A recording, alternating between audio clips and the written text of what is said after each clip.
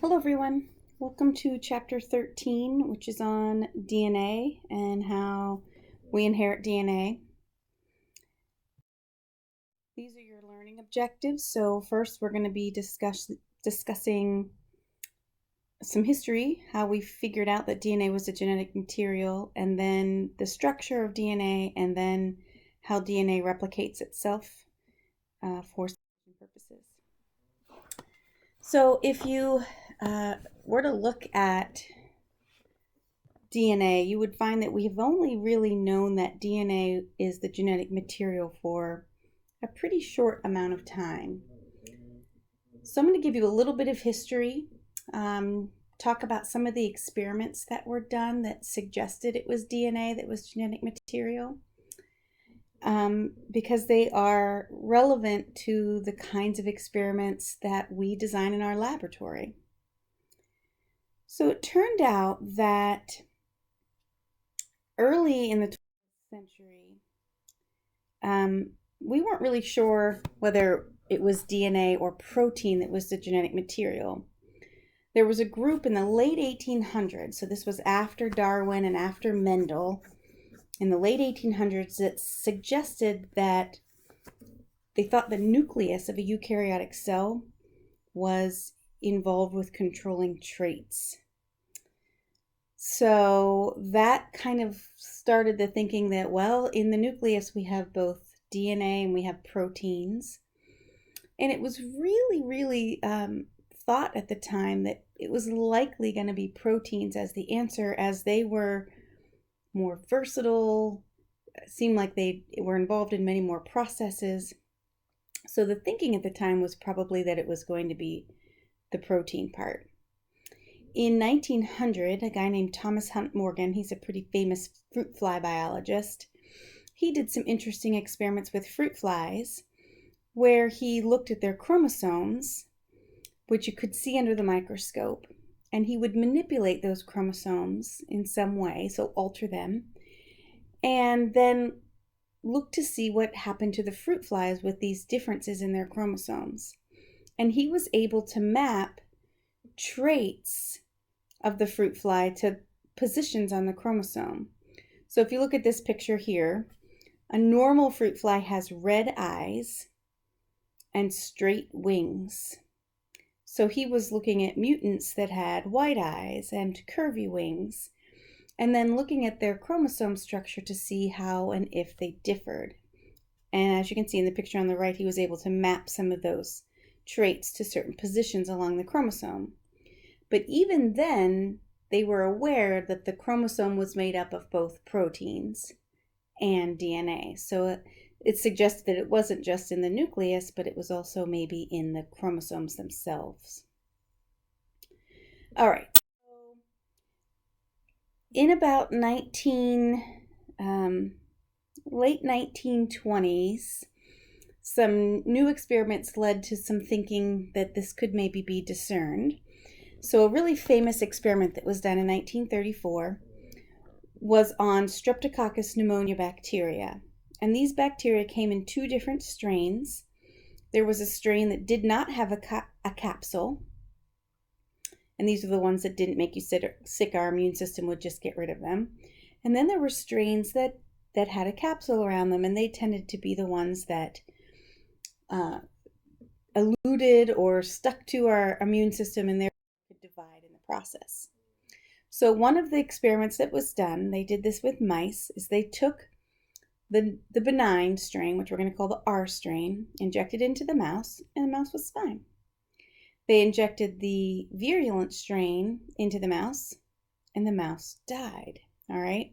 So this shows you the difference between these two different strains of bacteria. So now to figure out what was causing one bacterial strain to be different from the other.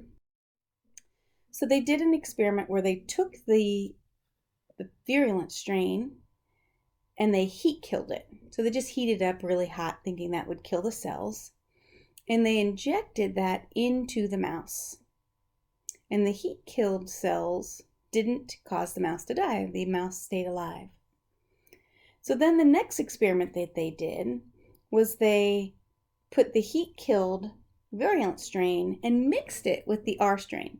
Now remember, the R strain by itself, the mouse lived, and the heat-killed strain by itself, the mouse lived, and they combined them together, injected it into the mouse, and the mouse died. Right? So that was an interesting find. Basically, they were thinking that there must have been something from the S strain, the virulent strain, that was able to be taken in by the R strain to cause it to become virulent. And so that really led to this question of, let's figure it out. Was it DNA or was it protein? So another really cool set of experiments that were done involved the same two strains of bacteria, the R strain, which allowed the mice to live, and the S strain. All right. And here's the heat killed, and here's the heat killed plus R. So that's what we've talked about so far. And what they did then was, before they put the strains together, they took the heat killed S strain and they treated it with an enzyme called DNase, which is basically a hydrolytic enzyme of DNA. It chops up DNA into pieces. They also took the heat-killed S strain and treated it with a protease, which is an enzyme that breaks up protein into its building blocks, and then tested the difference. When they added the DNase, so that means they basically obliterated what DNA could do, the mouse lived. When they added the protease, the mouse still died. This right here told these scientists that DNA was way more important than they thought. Another set of experiments that was done along the same vein to see whether DNA or protein was considered the genetic material had to do with these viruses here that infect E. coli. So if you haven't watched the chapter 17 video yet, make sure you do, because it'll tell you a little bit more about these viruses. So this particular virus is called a bacteriophage, and it's made up of two things. Some DNA right here that's blue, that's enclosed within a protein head, and then you have a protein body and some protein legs. Okay, and this is actually a real picture of it. You can actually see it. So then in separate experiments, they allowed these phages to infect bacteria. Then they took the infected bacteria and whatever else was in there, and they spun it in a centrifuge, just like we did in lab. And that caused there to be a cell pellet at the bottom, and then anything that wasn't inside the cell would float in the supernatant above it. So in this case, when they spun it, they had labeled the protein. The pellet didn't have any radioactivity. It was all still in the supernatant. However, when they spun this one, it was the cell pellet that had all of the radioactivity, and the supernatant had none, indicating that the radioactive DNA moved from within the phage to within the cell. So this was a really important finding. This suggested that DNA was enough for viruses to make new viruses of themselves to create proteins. All right, so that was a really interesting finding. All right, so now we had a bunch of things suggesting it was DNA. So now we kind of had to put it all together. Another scientist named Chargaff also came up with some ideas on whether DNA was a genetic material. He had some important input.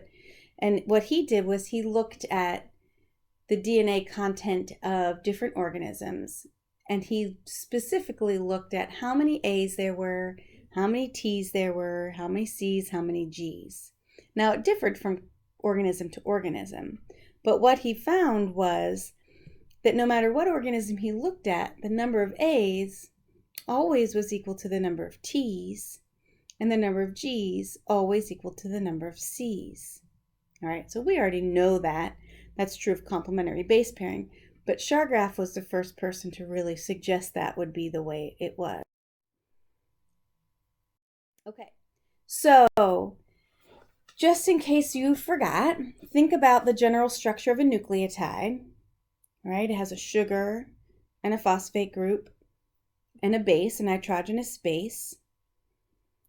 Think about how we could distinguish an RNA molecule from a DNA molecule, right? An RNA molecule is going to be shorter.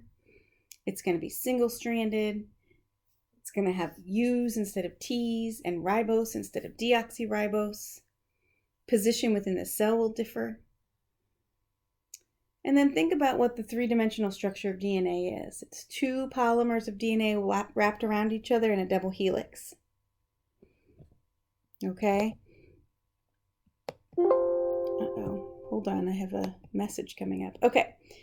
So here. All right.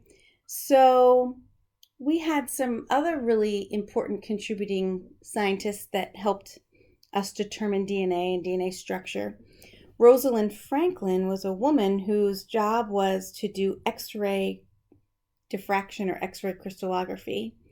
And she was asked to do the X-ray crystallography of a DNA molecule. And it turned out to look something like this, a very regular pattern that looked kind of helical. All right. And Watson and Crick were both scientists who were trying to figure this out. They wanted to know what the structure of the DNA really looked like.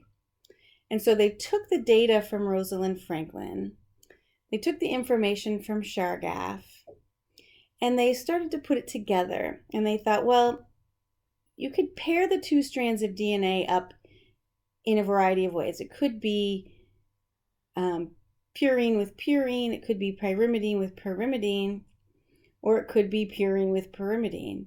And it turned out with the X-ray crystallography data and in consistency with Chargaff's data that this pairing made it more likely. But could it really pair that way? Well, when you look at them, they are able to hydrogen bond with each other in this way. So the C's and the G's pair up like this. The T's and the A's pair up like this. So it became obvious that it was possible. So then Watson and Crick, using a ball and stick model, tried to put the pieces of this all together. They tried to build one polymer of DNA and then have it pair with the other polymer of DNA and show how they wrapped around each other. And they were the ones that came up with the whole idea of a double helix. And they had to take into consideration, if one nucleotide was in the way of the next one, if you turned it a little bit, it wouldn't be in the way. They figured out that the two strands had to run in opposite directions. So we talked about that before, how on this strand the O is pointing up, but on that strand the O is pointing down. DNA replication, we've already talked about, is a necessary process that has to happen right before a cell divides. All right, so let's think real quick. What's the purpose of mitosis? To generate a genetically identical cell. And when do you think DNA replication happens? What phase of the cell cycle? So first it happens during interphase. What part of interphase? It happens during S phase. All right, so, and Watson and Crick figured out that in order for that to happen, in order for DNA to copy itself, there had to be some sort of pairing between these two strands for that copying to be made. And we call that pairing complementary base pairing. Okay? So given the information below, what is the percent of T in wheat? All right, compare it to the percent of A. Are they about the same? Good. All right, let's look at the complementary base pairing rules. Since the two strands are complementary, we can use each strand as a template to build a new strand. So we just take the original two strands, separate them. We have to break those hydrogen bonds between the bases. Use now each strand as a template to build the new strand. This mechanism is called the semi-conservative mechanism of DNA replication. And that just refers to the fact that the original parent strand pairs up with a newly made daughter strand every time.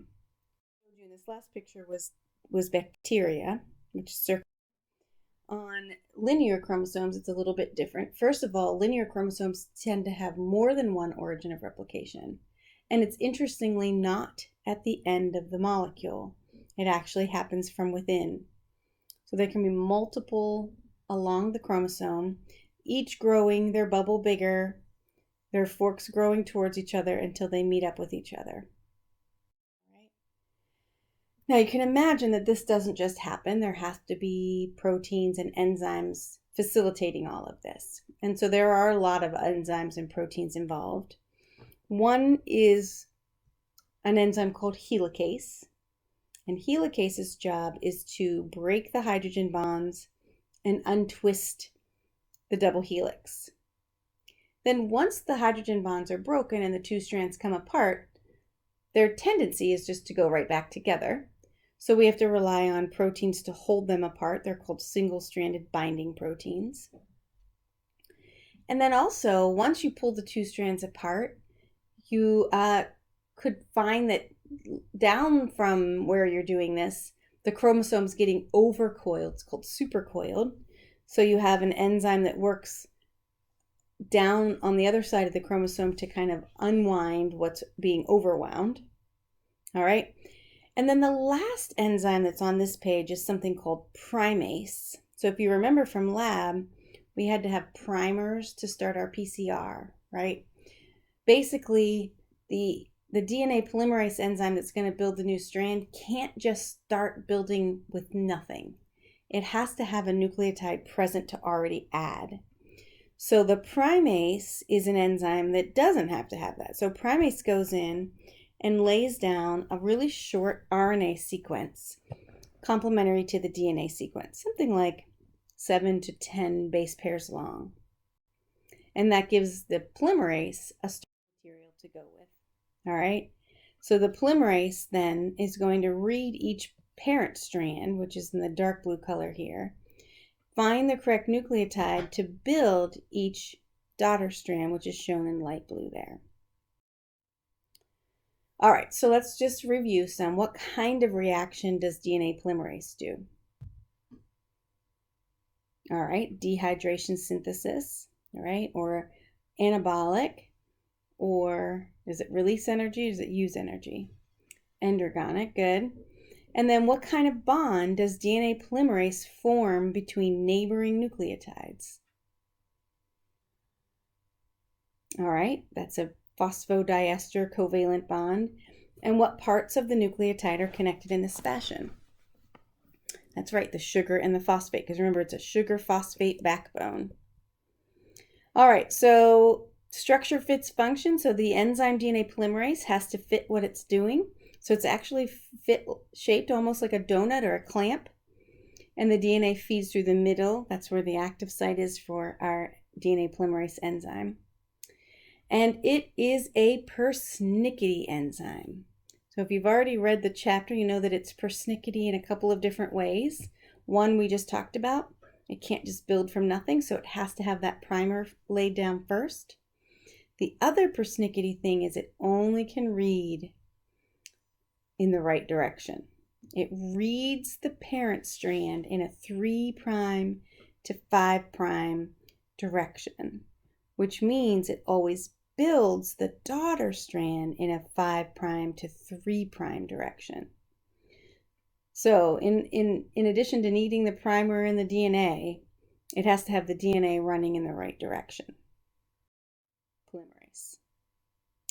So what that means is if I'm building it in this direction from the origin of replication, the other strand seems like it's just going in the wrong direction, and that gets a little bit, where am I? Here, you have to have the helicase separating the strands. The double single-stranded binding proteins bind. Then we're going to come in with the primase and put down a primer, and then we're going to put a primer in between each one. So we're going to have to go in and remove that primer because that primer is RNA. We can't have that be in our DNA. So we go in and remove the primer, replace it with nucleotides of DNA, And then the last enzyme involved is called DNA ligase, which then joins the two pieces together. All right, so it's going to start here, and it's going to read in the 3' to 5' direction and build its primer in this direction. Okay, a couple things about that is that we have the primer and then we have the newly built strand. The newly built strands on the side where it's just continuous is just called the continuous strand. The newly built strands on the side where the polymerase keeps having to jump around the primers is called the lagging strand or the Okazaki fragments. So let's answer these questions. Given the image below, predict which Okazaki fragment was made first. That's C. Where is the 3' end correctly labeled?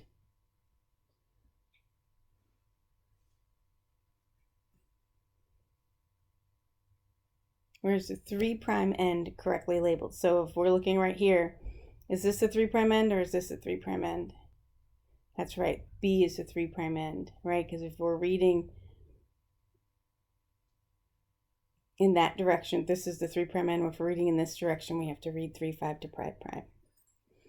All right, what about over here on our RNAs? If we're reading 3' to 5', then this would be the 3' end of that RNA. All right, so that's just showing you what's going along. You can kind of see how it all is very complicated, and this is actually making it look way more simple than it really is. I'm going to show you a video during lecture that will hopefully help you visualize this even.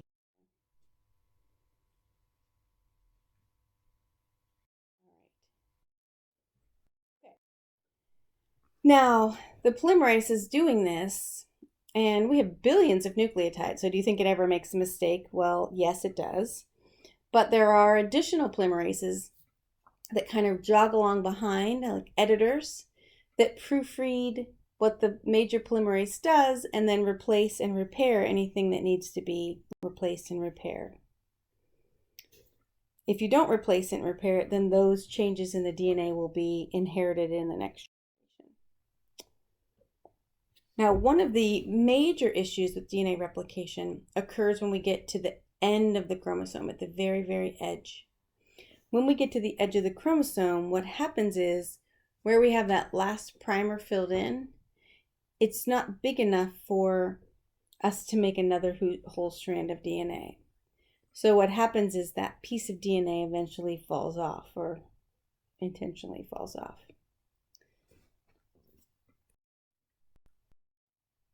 In terms of what about the next generation, you would think, well, wouldn't we just every generation have shorter and shorter chromosomes?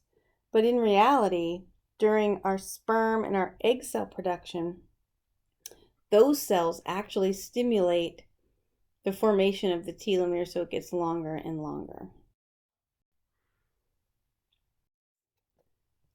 I'll pause there for 1 second. So how does the germ cell do this? It uses an enzyme called telomerase. And again, this is another area of study because you can imagine if shortening telomeres is correlated to aging, if you could get old cells to re-lengthen their telomeres, you could maybe reverse the aging process.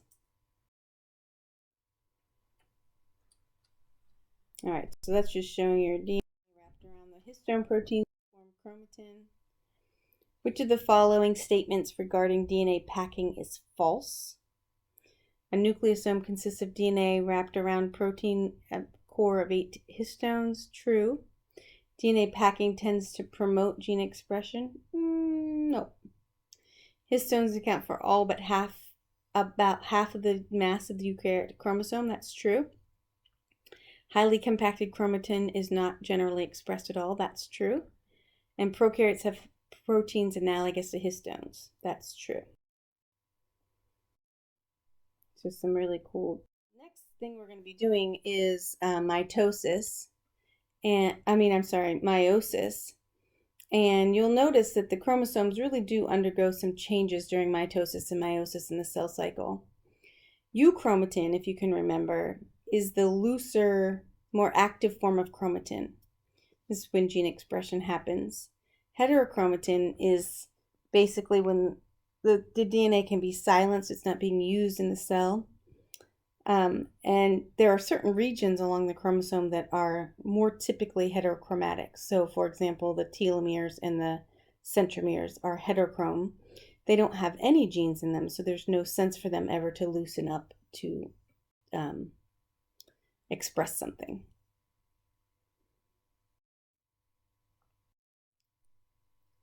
Now, histones help us with this changing of the architecture from eukaryote to heterochromatin. And so what happens is the histone proteins have tails that stick out, and we can add modifications to those tails that change the behavior of where the histone proteins are found. We talked about this very early in the semester when we talked about functional groups. So one of the important functional groups are methyl groups, and if you add a whole bunch of methyl groups to these histone tails, because the methyl groups are nonpolar, they're going to attract each other and pull the DNA more tight. Other groups called acetyl groups, which we saw acetyl groups when we were doing the Calvin cycle, push the histones farther away from each other. All right, the conversion of euchromatin to heterochromatin involves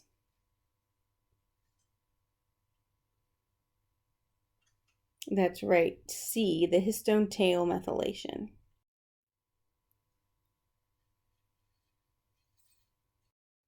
All right. Now, if histones are modified in the appropriate place, does that mean we can induce chromatin restructuring? And in a sense, we can. We can stop proteins that are involved in methylating these histones and then change the actual outcome of the cell. Okay, so that's all for this chapter. Tune in on Tuesday to hear more.